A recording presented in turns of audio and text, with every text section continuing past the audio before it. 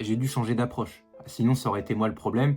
Je ne peux pas en vouloir au fait que les humains soient foncièrement irrationnels et que même en faisant de la pédagogie, ils ne changent pas leur point de vue. Si je continue sur ce chemin, c'est moi le débile. Donc, j'ai fait marcher ma petite tête et je me suis dit, il faut cibler les personnes qui se sont rendues compte par elles-mêmes que leur approche était débile. Donc, toutes ces personnes qui mettent leur livre à 5, 4 euros moins cher que le neuf, qui se disent que c'est une bonne stratégie, et au bout de 2-3 mois, personne n'a pris leur livre. Donc, elles se rendent elles-mêmes compte qu'elles n'arriveront jamais à le vendre.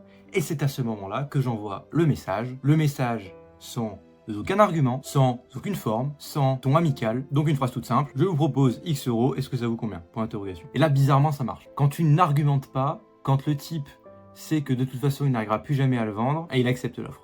Ou s'il ne l'accepte pas, c'est qu'il propose une contre-offre. C'est parce que de toute façon, quand j'envoie un message, comme l'explique Chris Voss dans son bouquin, il faut toujours présenter une offre qui est généralement 20 à 30% en dessous de son prix cible. Donc je veux acheter un livre à 10 euros, je propose une offre à 7 euros. Comme ça, si elle est acceptée à 7 euros, écoute, merveilleux.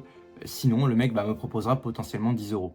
Et donc à 10 euros, j'accepte puisque c'est mon prix cible. Donc la stratégie la plus simple, sans argument, sans passer du temps à essayer de faire de la pédagogie, essayer de faire comprendre au mec en face que son prix est complètement aberrant, c'est ce qui fonctionne. Donc maintenant la question